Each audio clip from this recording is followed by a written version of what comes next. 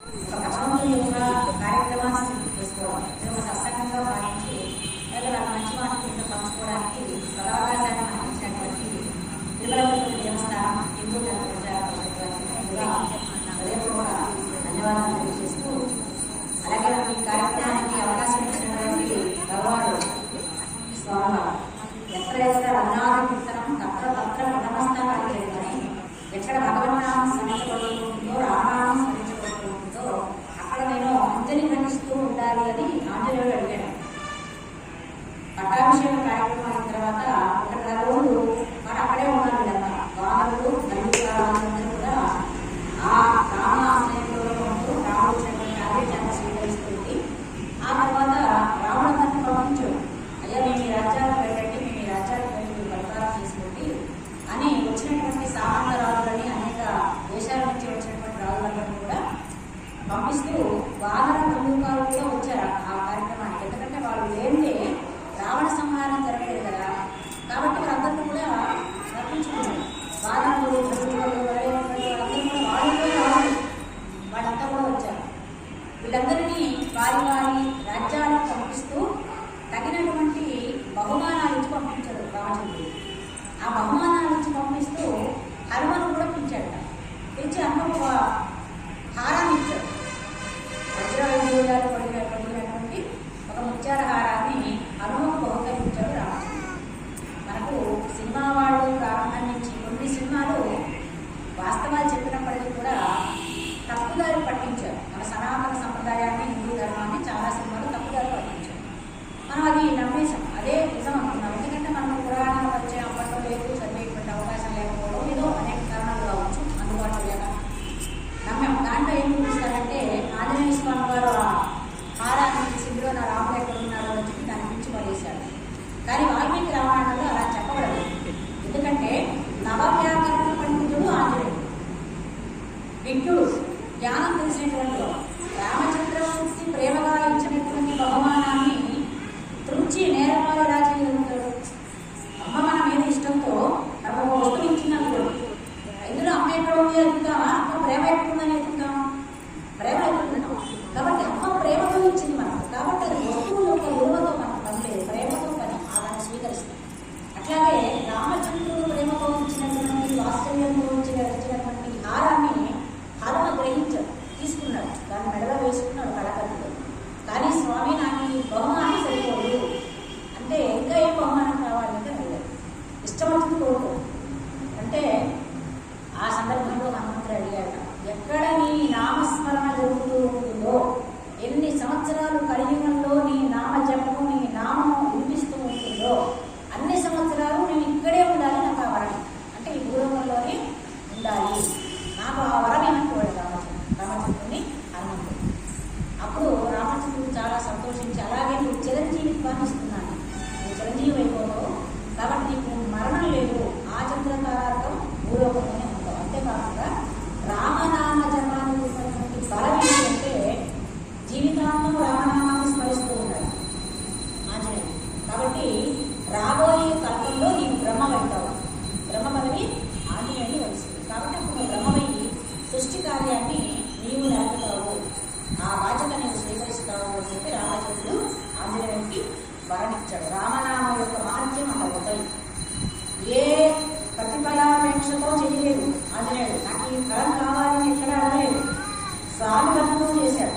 అమ్మని ఎక్కడం కానీ, రామచంద్రమూర్తికి అభిటమం తెచ్చి ఇచ్చే విషయంలో కానీ, రామచంద్రమూర్తి పక్షాన రాక్షసులతో యుద్ధం చేసేటువంటి విషయంలో కానీ ఎక్కడ కూడా ప్రతిఫలాపేక్ష లేదు. నాకేంటి రాముడికి సహాయం చేస్తే అనేటువంటి మాట ఎక్కడ కూడా ఆలోచన తీసుకోవాలి.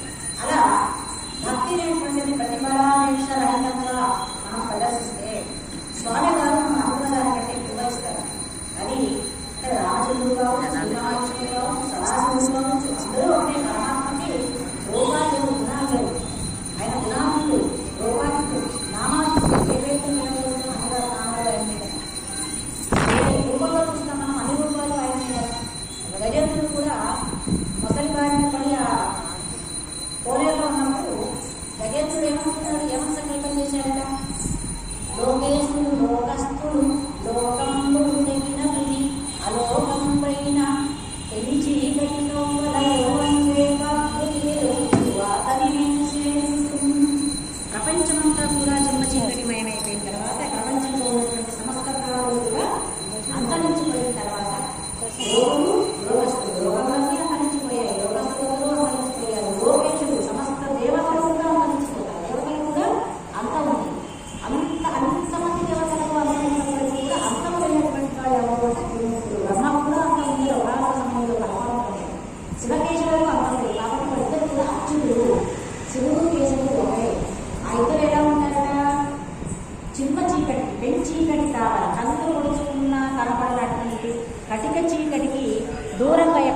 చిన్న జ్యోతిలాగా మెరుస్తూ ఉంటాడు, ఒక చిన్న జ్యోతిలాగా ఆయన ప్రకాశిస్తూ ఉంటాడు. అలాంటి జ్యోతిస్వరూపుడైనటువంటి పరమాత్మని ప్రార్థిస్తాను అన్నాడు. అంటే గజేంద్రుడు అనేటువంటి వాడు పూర్వజన్మలో ఇంద్రజుమ్నుడు అనబడేటువంటి రాజు. పూర్వజన్మ స్మృతం ఉంది, చాలా సంవత్సరాలు పరమాత్మని సేవించాడు, శ్రీ మహావిష్ణువుని సేవించాడు. కాబట్టి ఆ దివ్య జ్ఞానంతో ఏదో చిన్న చెయ్యని పొరపాటుకి ఆ పొరపాటు కూడా అగస్త్య మహర్షి కావాలని శపించలేదు. ఎంతటి మహానుభావుడైనా నిర్లక్ష్యం చేస్తే ఎలా పతనమవుతాడో చెప్పడం కోసం ఈ ఇంద్రజుమ్నుడిని ఒక పాత్రగా వాడుకొని శపించాడు. ఆ శాప కారణంగా ఆయన వెలువడే కాబట్టి పూర్వజన్మ వాసన ఉంది కదా, పూర్వజన్మలో మహాభక్తుడు కదా.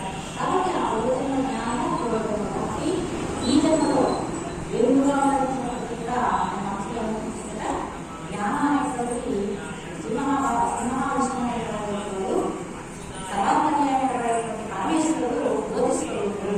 కాబట్టి ఆ జ్యోతిస్వరూపుడిని నేను ప్రార్థిస్తాను అని సంకల్పం చేసుకున్నాడు. కానీ నేను విష్ణువుని ప్రార్థిస్తాను, శివుని ప్రార్థిస్తాను, బ్రహ్మను ప్రార్థిస్తాను అని అనుకోలేదు. కాబట్టి అందరిలో ఒకరే, పరమాత్మతో ఒకరే. ఆ పరమాత్మ ఏ ఏ రూపాలలో ఎవరిని ఎలా ఆశ్రయించాలో అలా ఆలోచిస్తుంటాడు. కాబట్టి ఈ జ్ఞానం తీసేటువంటి వాడు కాబట్టి ఆంజనేయుడు ఆవరపడ్డాడు.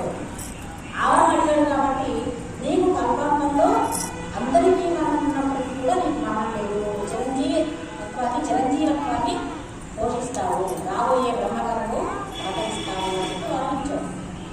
ఇంకా ఇంకొక మాట అంటాడు రామచంద్రుడు, బావలోని గల్లుగారందరినీ కూడా దృష్టిలో పెట్టుకొని వాళ్ళందరితో ఏం చెప్పారంటే, మహానుభావులారా మీరంతా నాకెంతో సహాయం చేశారు, మీరందరూ సహాయం చేయబట్టే వాళ్ళను రావణాసురుడిని సంహరించగలిగారు, సీతమ్మని తిరిగి మళ్ళీ అయోధ్య నగరానికి ప్రవేశపెట్టగలిగారు.